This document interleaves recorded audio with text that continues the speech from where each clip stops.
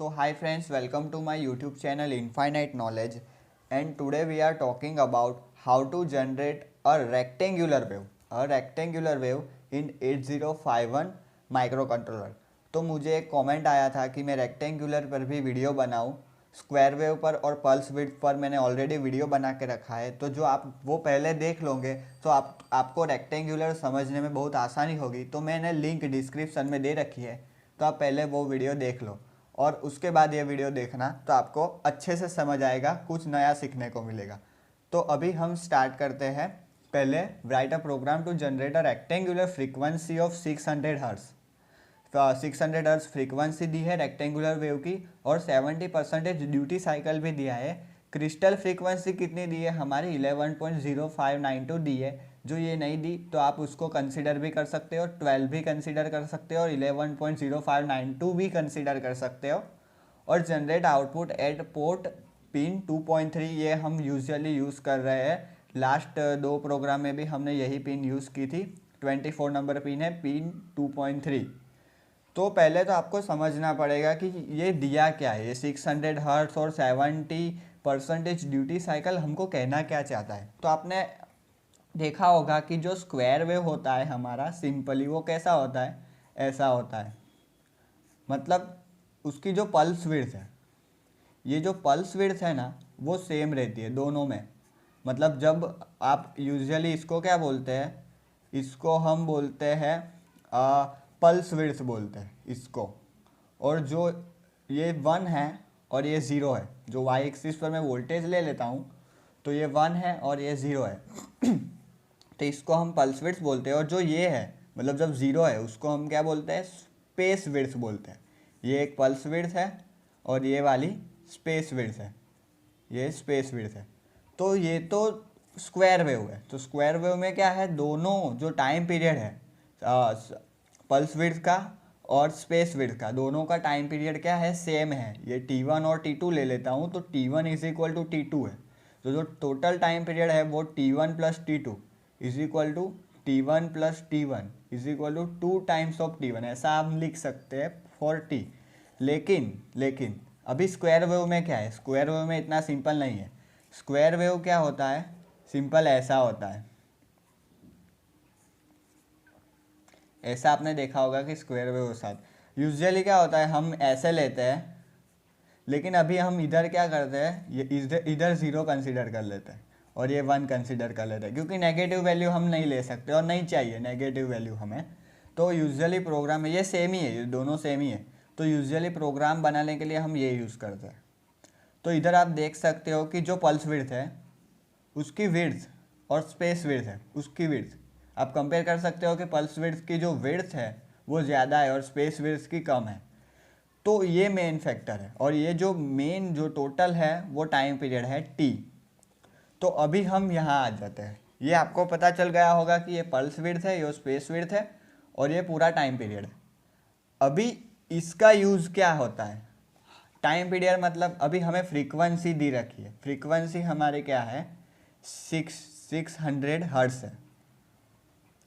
तो उससे हम time period, total time period find कर सकते हैं फॉर वन साइकिल। TC में लिख सकता हूँ फॉर 1 साइकिल, पूरा यहाँ से लेके इतना 0 to 360 फॉर 1 साइकिल। तो टाइम पीरियड क्या आएगा, टाइम पीरियड 1/f 1/600 लिख सकता हूँ। तो हमको क्या मिलेगा, 1.67 इंटू 10⁻³ सेकंड। फ्रॉम दिस इधर से हमारा प्रोग्राम स्टार्ट होता है, समझने का स्टार्ट हो गया। ये जो प्रोग्राम है वो हम कैसे करते हैं। तो ये स्टेप्स जो मैं आगे लिखूंगा वो सभी स्टेप्स आपको फॉलो करने रहेंगे, तो आप इजीली कोई भी प्रोग्राम रेक्टेंगुलर के लिए बना सकते हो। तो अभी ये हमको टोटल टाइम पीरियड मिला यहाँ से इधर तक। उसके बाद हम क्या करेंगे, उसके बाद आपको क्या दिया है प्रोग्राम में, 70% ऑफ ड्यूटी साइकिल। अभी ड्यूटी साइकिल की फॉर्मूला आपको याद होनी चाहिए। Duty cycle is equal to pulse width divide by time period total into 100 for percentage. तो अभी हमको ड्यूटी साइकिल कितनी दी है, ड्यूटी साइकिल हमको 70 दी है। तो हमको पल्स विड्थ कितनी मिल जाएगी, पल्स विड्थ इधर से मिल जाएगी। पल्स विड्थ हमको ढूंढनी है क्योंकि हमको दी नहीं, तो पल्स विड्थ हमको फाइंड करनी है। तो ये हमारी पल्स विड्थ है इतनी, और टोटल जो टीसी जो टाइम पीरियड है वो इधर से इधर तक वो हमें दिया हुआ है 1.67, और हमने फाइंड किया फ्रीक्वेंसी दी है उसके ऊपर से, तो हमने 1.67 इंटू 10⁻³ फाइंड किया है इंटू 100। तो इधर से हमको पल्स विड्थ मिल जाएगी। तो pulse width is equal to 70 into 1.67 into 10⁻³ divide by 100। तो ये हमको क्या मिलेगी, पल्स विड्थ। पल्स विड्थ हमको क्या मिलेगी आफ्टर कैलकुलेशन, वो हमारी पल्स विड्थ आएगी 1.169 इंटू 10⁻³ सेकंड। ये हमारी क्या आई, पल्स विड्थ आई। अभी जो टाइम पीरियड टीसी है वो क्या है, इधर आप देख सकते हो, time period TC is equal to pulse width plus space width. तो मैं इधर ऐसा लिख सकता हूँ, pulse width plus space width, simple मैं ऐसा लिख सकता हूँ। तो मैं दोनों का एडिशन, तो अभी हमको क्या चाहिए, ये हमारे पास है और ये भी है, तो स्पेस विड्थ हमको मिल जाएगी। ये हमने क्यों फाइंड किया, जब भी हम स्क्वायर वेव जनरेट करते हैं तब T1 is equal to T2 होता है, लेकिन जब हम पल्स विड्थ, जब रेक्टेंगुलर वेव जनरेट करते हैं तब T1 is equal to T2 नहीं होता। ये हम पल्स विड्थ को T1 ले लेते, इसको T2 ले लेते। तो इधर आप देख सकते हो कि T1 is greater than T2। T1 is equal to T2 नहीं है, वो के किस में होता है, वो स्क्वायर वेव में होता है, लेकिन रेक्टेंगुलर में T1 is greater than T2 है। तो उसके लिए हम क्या करेंगे, तो TC इधर सिंपली लिख सकते हो, TC is equal to T1 plus T2 भी लिख सकते हो, TC is equal to pulse width plus space width भी लिख सकते हो। तो TC जो हमारा साइकिल था, total cycle, time period of total cycle, वो हमारा था 1.667 इंटू 10⁻³ था। T1 मतलब पल्स विड्थ हमने फाइंड किया, ये हमारा T1 भी लिख सकते हो आप, वो हमारा 1.169 इंटू 10⁻³ आता है। और T2 हमको फाइंड करना है, T2 हमारा क्या है, स्पेस विड्थ है। तो इससे हमको T2 मिलेगा, T2 is equal to space width है, हमको कितना मिलेगा 0.501 इंटू 10⁻³ सेकंड मिलेगा। तो इससे हम पूरा T1 और T2 फाइंड कर लिए। अभी आगे का स्टेप आपको क्या करना है, अभी आगे का स्टेप्स के ऊपर आपको ध्यान रखना है। अभी पहले हम देखते हैं कि हमारे क्रिस्टल फ्रीक्वेंसी कितनी दी है, ये हमने क्यों फाइंड किया, इसका यूज़ आगे आएगा। ये मेन जो दो हमने फाइंड किया, जो T2 और जो T1 फाइंड किया, ये दोनों का यूज़ हम आगे करेंगे, तो आप इसको ध्यान में रख लेना। ये दो हमको मिल गए और टोटल हमारा TC ये वाला। अभी हम क्या करेंगे, अभी हम करेंगे क्रिस्टल फ्रीक्वेंसी अपनी क्या दी है, क्रिस्टल फ्रीक्वेंसी हमें 11.0592 डी है। तो इधर से आपको स्टेप्स फॉलो करने रहेंगे। तो भी आपने आगे वीडियो में देखा होगा कि पहले हम क्या करते हैं, फर्स्ट स्टेप हमारा होता है कि जो भी हमारा माइक्रो कंट्रोलर है, जो क्रिस्टल फ्रीक्वेंसी है उससे इसको मल्टीप्लाई करता है 1/12 से, उसके बाद उसका यूज़ करता है। तो उसका स्टेप, हमारा सेकंड स्टेप क्या होगा, 11.0592 डिवाइड बाई 12 करने का, क्योंकि जो हमारा माइक्रो कंट्रोलर है जो crystal frequency divide by 12 frequency ऊपर वर्क करता है। तो इसका आंसर क्या आएगा हमारा 0.9216 मेगाहर्ट्ज़ आएगा, सिंपल। उसके बाद हम क्या करेंगे, इसका इन्वर्स फाइंड करेंगे। थर्ड स्टेप हमारा इन्वर्स ऑफ 0.9216 मेगाहर्ट्ज़ का इन्वर्स फाइंड करते हैं, तो हमें क्या मिलता है, तो ये हमारा क्या हुआ, ये हमारा फ्रीक्वेंसी हुआ। तो हमको टाइम पीरियड मिलेगा T is equal to 1/f करके, तो वो क्या आएगा 1.085 इंटू 10⁻⁶ सेकंड आएगा। तो 1.085 माइक्रो सेकंड भी हम लिख सकते हैं। अभी हम क्या यूज़ करेंगे, अभी हम इसका यूज़ करेंगे T1 का।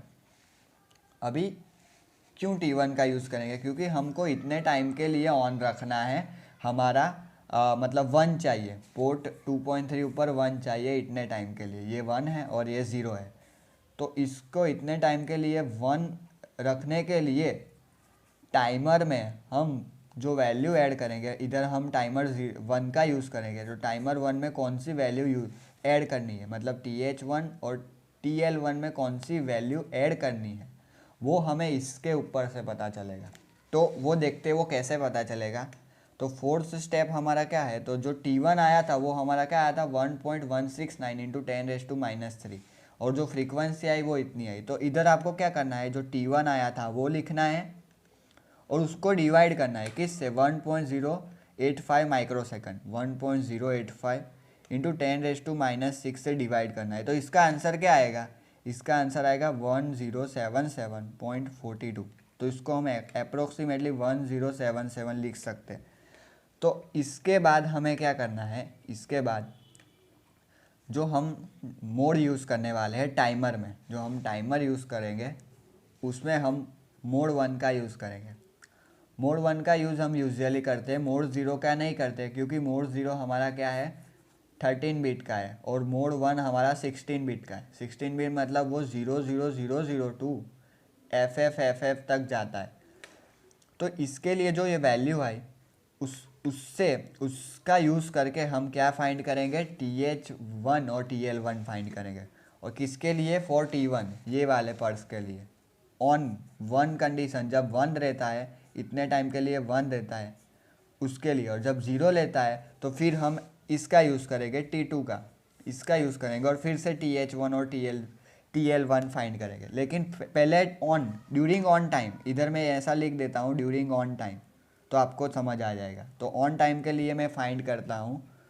तो पहले तो आपको 65,536 में से ये वैल्यू माइनस करनी पड़ेगी। जो आप अगले वाले वीडियो देखे होंगे तो मैंने एक्सप्लेन किया है ये सब क्या है, तो अभी मैं एक्सप्लेन नहीं करता, बाकी वीडियो लंबी हो जाएगी। तो उसको सब्ट्रैक्ट करता हूँ तो मुझे क्या मिलता है 64459। ये किस में मिलेगा, डेसिमल में मिलेगा। ये भी हमारी डेसिमल वैल्यू है, ये भी हमारी डेसिमल वैल्यू। तो अभी ये जो वैल्यू आई जो डेसिमल में 64,459, उसको हमको हेक्साडेसिमल में कन्वर्ट करना पड़ेगा। तो उसका हेक्साडेसिमल क्या आता है, सिंपली FBCB, ये इसका हेक्साडेसिमल है, H ऐसा लिख सकता हूँ। तो इसके ऊपर से हमको क्या मिला पता है, ये जो ऐड होगा ये TL1 में ऐड होगा और ये जो ऐड होगा वो TH1 में ऐड होगा। ये सेम प्रोसेस किसके लिए करनी है, ड्यूरिंग ऑफ टाइम, मतलब T2 के लिए, स्पेस विड्थ के लिए। ये ड्यूरिंग जो ऑफ टाइम रहता है उसके लिए सेम मेथड फॉलो करनी है। तो वो अब करते हैं। तो अभी हमारा T2 क्या था, हमने T2 जो स्पेस विड्थ फाइंड किया था वो 0.501 इंटू 10⁻³ सेकंड था। मतलब ये हमारा T2 ड्यूरिंग ऑफ टाइम, इस टाइम के लिए वो 0 रहता है। तो उसके लिए हम क्या करेंगे, सेम वही प्रोसेस, इसको फिफ्थ स्टेप ले लेते हैं, इसको वैल्यू लिखते हैं 0.501 इंटू 10⁻³ डिवाइड बाय जो हमने टाइम पीरियड फाइंड किया था 1.085 इंटू 10⁻6 सेकंड। तो उसका आंसर क्या आता है हमारा, इसको डिवाइड करते हैं तो हमको क्या मिलता है 461.75 मिलता है। तो इसको हम अप्रोक्सीमेटली 462 ले लेते हैं। अभी हम क्या करेंगे, अगली वाली प्रोसेस 65,536 में से सब्ट्रैक्ट करेंगे ये वाली वैल्यू 462। तो हमको आंसर में क्या मिलेगा 65,074 मिलेगा। किस में मिलेगा, अभी आपको पता ही होगा डेसिमल में मिलेगा।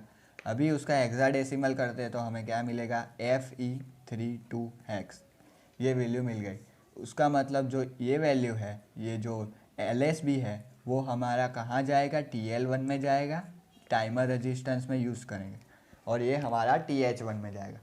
तो ये पहले हमने सिर्फ समझा, हमने पूरा मैंने एक्सप्लेन किया, ये आप देख सकते हो पूरा मैंने एक्सप्लेन क्या किया कि आपको कौन सी वैल्यू ऐड करनी है, कितने टाइम के लिए ऑन रखना है, कितने टाइम के लिए ऑफ रखना है। तो ये सिंपल, ये जो स्टेप्स आप फॉलो करोगे तो आप किसी भी फ्रीक्वेंसी और किसी भी ड्यूटी साइकिल के लिए आप प्रोग्राम बना सकते हो। अभी तक हम प्रोग्राम पे तो गए ही नहीं है, ये पूरा एक्सप्लेनेशन था। ये स्क्वायर वेव को मैंने पहले स्क्वायर वेव को एक्सप्लेन किया, उसके बाद मैंने आपको रेक्टेंगुलर वेव एक्सप्लेन किया, फिर ये टाइम पीरियड फाइंड किया, ये पूरा टाइम पीरियड, फिर pulse width, duty cycle, main जो ड्यूटी साइकिल की फॉर्मूला क्या है वो आपको बताया। उसके ऊपर से हमको क्या पता चला, T1 की वैल्यू पता चली, और उसके बाद हमने क्या फाइंड किया, T2 का फाइंड किया, क्योंकि TC हमको इधर से मिल गया था।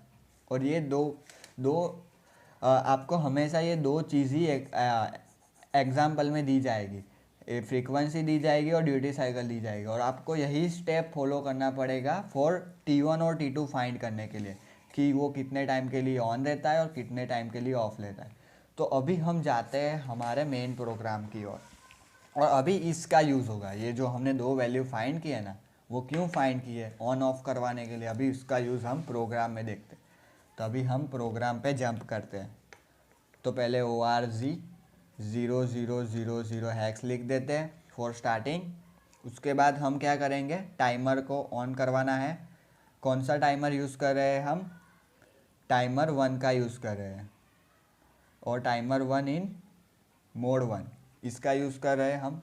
तो आपको टाइमर का स्ट्रक्चर पता हो तो कुछ ऐसा होता है। ये क्या होता है? M0 M1 C/T बार, और ये गेट पल्स। ये टाइमर 0 के लिए और ये टाइमर 1 के लिए।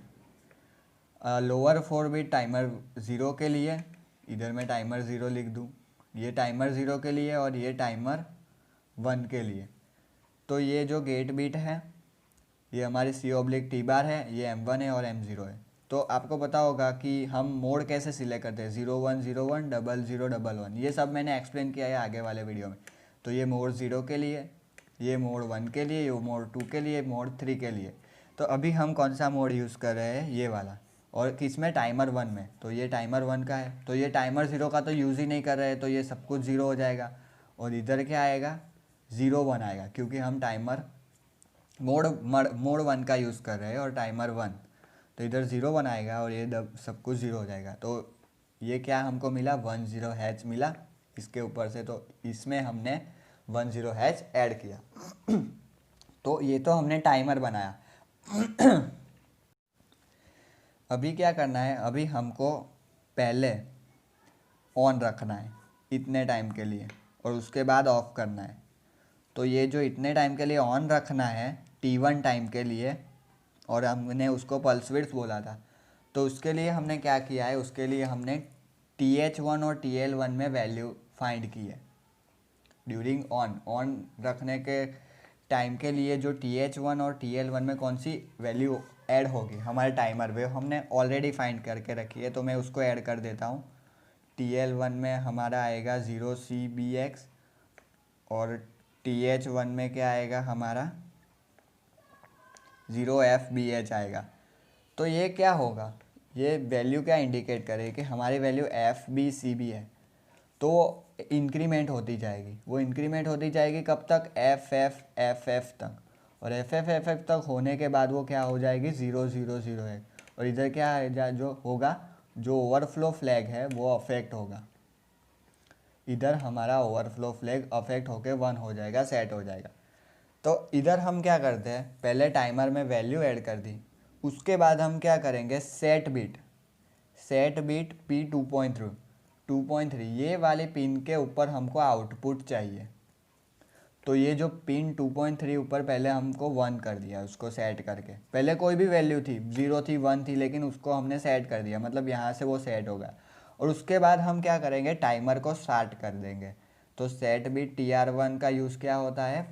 For starting the timer. आपने जो अगला वाला वीडियो देखा होगा तो ये सब आपको पता ही चल गया होगा कि क्या कर रहा हूँ मैं। तो ये मैंने टाइमर को स्टार्ट कर दिया, मतलब ये हमारा अब मिल जाएगा ड्यूरिंग 1। जो हमको 1 चाहिए वो मिल जाएगा। अभी टाइमर को स्टार्ट किया, अभी हम क्या चेक करेंगे कि वो इंक्रीमेंट होगा, टाइमर इंक्रीमेंट होगा, वो FFF आएगा, और उसके बाद 0 होगा। मतलब अब हम ओवरफ्लो फ्लैग चेक करेंगे। तो वो कैसे करते हैं? Jump if not bit set TF1 back किधर जंप करेगा? इधर ही जंप करेगा। मतलब वो इधर जंप करते रहेगा कब तक कि जो ये वैल्यू इंक्रीमेंट होने के बाद 0 नहीं हो जाती तब तक। ये हमने पहले ये दो वैल्यू डाली, उसके बाद वो जैसे ही हम सेट भी TR1 करेंगे हमारा टाइमर स्टार्ट हो जाएगा। मतलब ये इंक्रीमेंट होती जाएगी वैल्यू। तब तक हमारा क्या रहेगा? सेट बीट P 2.3 ये हमारा सेट रहेगा। और हमको जो T1 था उसके रिस्पेक्ट में ये हमने वैल्यू ऐड की है। ये हमने वैल्यू फाइंड की, वो T1 के रिस्पेक्ट में ऐड की है। वो जो T1 का टाइम पीरियड था उसमें से फाइंड की है। तो इसके कारण ये जो वैल्यू आई है उसके कारण हमको ये मिलेगा, टाइमर T1 मिलेगा, और वो हमने 1 रखा है। कैसे 1 रखा है? सेट करके। तो ये जंप करेगा। लेकिन जब ओवरफ्लो हुआ, ओवरफ्लो मतलब ये ख़त्म हो गया, हमको T1 का टाइम पीरियड मिल गया, यहाँ से हम यहाँ तक पहुँच गए। उसके बाद हमको क्या करना है? पहले तो टाइमर को स्टॉप करना है। तो टाइमर को स्टॉप करने के लिए मैं क्लियर TR1 लिख सकता हूँ, जो इधर सेट किया था। तो इधर मैं फॉर स्टॉप द टाइमर ऐसा लिख सकता हूँ। तो ये हमारा टाइमर स्टॉप हुआ। उसके बाद हम क्या करेंगे? क्लियर करेंगे। क्या करेंगे? क्लियर TF1 करेंगे। TF1 क्यों किया? क्योंकि अभी उसको हम आगे भी यूज़ करेंगे। जो टाइमर फ्लैग है उसको भी हम क्लियर कर दिए। टाइमर फ्लैग कौन सा टाइमर फ्लैग? ये वाला जो अफेक्ट होके जो 1 होता है, वो वाला टाइमर फ्लैग। अभी हमको पता चल गया कि 1 हो गया, तो हमको टाइमर स्टॉप करना है और उसको भी 0 कर दिया। जो टाइमर फ्लैग अफेक्ट हुआ था उसको भी 0 कर दिया। उसके बाद हमको क्या करना है? ये तो हमें इतना मिला, अभी हमको पूरा स्क्वायर वेव जनरेट कराना है। ऐसा स्क्वायर वेव नहीं, रेक्टेंगुलर वेव जनरेट करना है। Sorry for my mistake, rectangular wave generate करना है। तो अभी हम इधर से इधर तक पहुंच गए और हमको इतना T1 मिल गया। अभी क्या करना है? उसको कॉम्प्लीमेंट कर देंगे। किसको? P2.3 को। कॉम्प्लीमेंट मतलब 1 का 0 हो जाएगा, 0 का 1 हो जाएगा, 1 का 0, 0 का 1 हो जाएगा। तो उसके लिए पहले हम क्या करेंगे? पहले हम ये वाला यूज़ करेंगे कि कॉम्प्लीमेंट करने के बाद हमको कितने टाइम के लिए चाहिए, 0 कितने टाइम के लिए चाहिए। तो उसके लिए हम फिर से टाइमर लगाएंगे और ये वैल्यू ऐड करेंगे। तो ये फॉर ऑन, और अभी जो आएगा वो फॉर ऑफ, मतलब फॉर 1 और फॉर 0। ये 1 और 0, तो अभी हमको 0 के लिए चाहिए, मतलब अभी हमको 0 बनाना है। यहाँ से यहाँ 0, हमने 1 बना लिया और अभी 0 बनाना है। तो उसके लिए भी हमने ऑलरेडी फाइंड करके रखा है ये फॉर ऑफ, मतलब फॉर इसके लिए T2 के लिए जो हमने फाइंड किया था। क्यों? क्योंकि T2 ये क्या होता है? ड्यूरिंग दिस टाइम हमारा 0 रहता है। क्या रहता है? P2.3 हमारा 0 रखना है। तो आपको वेवफॉर्म से ही पता चल गया होगा कि T1 में 1 रखना है और T2 में 0 रखना है। ये हमारा T2 है इतना। तो जो 0 रखना है उसके लिए हमको ये वैल्यू ऐड करनी पड़ेगी, क्योंकि हमारा टाइम पीरियड डिफरेंट है। जब आप स्क्वायर वेव में देखते हो तो स्क्वायर वेव में जो हमारा टाइम पीरियड था वो सेम था, जो हमारा टाइम पीरियड था वो सेम था दोनों के लिए, मतलब पल्स विड्थ के भी लिए और स्पेस विड्थ के भी लिए। ये जो 0 होता है उसको हम स्पेस विड्थ बोलते हैं। तो दोनों के लिए टाइम पीरियड सेम था, मतलब जो पल्स की विड्थ थी वो दोनों में सेम थी। लेकिन इसमें नहीं है। इसके कारण हमने अलग अलग वैल्यू यूज़ की और अलग अलग वैल्यू लोड करनी पड़ेगी। जब हमने अगले प्रोग्राम में देखा था तो एक ही वैल्यू में सब हो जाता था। ये एक ही बार TH1 और TL1 में ऐड किया, हमारा प्रोग्राम रन हुआ, टाइमर स्टार्ट हुआ, कंप्लीट, उसको रिपीट कर दो, हमारा प्रोग्राम हो गया। लेकिन इसमें ऐसा नहीं होता। इसमें T1 और T2 की विड्थ अलग अलग है, तो उसके लिए जो TH1 और TL1 में जो वैल्यू होगी वो भी अलग अलग होगी। तो उसके लिए हमने ये वाली वैल्यू फाइंड की है, तो उसको हम TH1 में ऐड कर देते हैं। ये लोअर और ये हायर, 0 लगाना पड़ेगा क्योंकि ये F है। तो उसके बाद सेम यही प्रोसेस हम रिपीट करेंगे। अभी जो सेट किया था P2.3 को, अभी उसको हम क्या कर देंगे? कॉम्प्लीमेंट कर देंगे, मतलब हमारा 0 आ जाएगा। 0 आने के बाद हम फिर से टाइमर को स्टार्ट करेंगे। क्यों टाइमर को स्टार्ट करेंगे? क्योंकि इतने टाइम के लिए, अभी हम इधर पहुँचे, अभी इतने टाइम के लिए हमको 0 चाहिए। तो हमने सेट किया टाइमर TR1, फिर jump if not bit set TF1। अभी हम फिर से TF1 को चेक करेंगे, इसीलिए हमने ऑलरेडी क्लियर किया था, पता है। अभी आप डायरेक्टली इसको क्लियर नहीं करते हो और डायरेक्टली जाने देते हो तो वो पहली बार में ही जंप करके आ जाएगा। इधर मैं B1 लिख दूँ तो पहली बार में ही जंप करके नेक्स्ट चला जाएगा, लेकिन हमको क्लियर करना पड़ेगा। और अभी वो क्या चेक करेगा? ये वैल्यू FE32 वो इंक्रीमेंट होते जाएगा अप टू FFF जाएगा, और उसके बाद जब 0 जाएगा तब हमारा क्या होगा? ओवरफ्लो फ्लैग, जो TF1 फ्लैग है वो 1 हो जाएगा। तो अभी हम इसके लिए हम ये चेक करें हमारा ओवरफ्लो फ्लैग के लिए कि जब वो 1 होगा jump if not bit set, जब भी वन नहीं है मतलब वन नहीं है मतलब वो इसके अंदर ही अभी घूम रहा है, वो इंक्रीमेंट हो रहा है। वन कब होगा, जब एफ से 0 0 होगा मतलब ओवरफ्लो होगा तब वन होगा, और जब ओवरफ्लो होगा तब तक हमको क्या पता चल गया, हम यहाँ तक पहुँच गए, मतलब हमको यहाँ से लेके यहाँ मिल गए, हम यहाँ तक पहुँच गए, हमारा जो वेवफॉर्म चाहिए वो हमें मिल गया है। मतलब हमें हमारा वेवफॉर्म जो था रेक्टेंगुलर वो मिल गया। अभी हम क्या करेंगे, सिंपल क्लियर करेंगे, ऐसा हमारा टाइमर स्टॉप करेंगे, उसके बाद क्लियर TF1 करेंगे और एस जंप अगेन कर देंगे। अगेन करने के बाद वो कहाँ जाएगा, यहाँ पे आ जाएगा अगेन में। मतलब ये जो हुआ ये प्रोग्राम है, इतना सिर्फ प्रोग्राम है, और उसका एक्सप्लेनेशन आप 2 पेज का देख लो, ये पूरा मैंने एकदम परफेक्टली एक्सप्लेन किया है। ये 2 पेज का तो एक्सप्लेनेशन है और ये आधे पेज का ही प्रोग्राम है, लेकिन आपको समझना पड़ेगा कि कैसे TH1 में और TL1 में वैल्यू ऐड करते हैं। सिंपल है प्रोग्राम। और पहले ऑन के लिए मतलब इसके लिए हमने लिखा, और उसके बाद ऑफ के लिए मतलब इसके लिए लिखा, और ये एग्जाम अगेन जाएगा तो फिर से ये प्रोसेस रिपीट होगा, और जब सेट हो जाएगा तो ये 0 था उसका कॉम्प्लीमेंट होकर 1 हो जाएगा। मैंने इधर सेट ही लिखा है, आप इधर कॉम्प्लीमेंट भी लिख सकते हो, सेट के बिना कॉम्प्लीमेंट, तो भी ये वर्क करेगा। I hope you understand this video. If you understand this video, like and subscribe my channel Infinite Knowledge, and thanks for watching this video. And if you have still any query, just comment it. I will definitely put video regarding to your demand. Again, thanks for watching. Like and subscribe my channel Infinite Knowledge. Thanks for watching.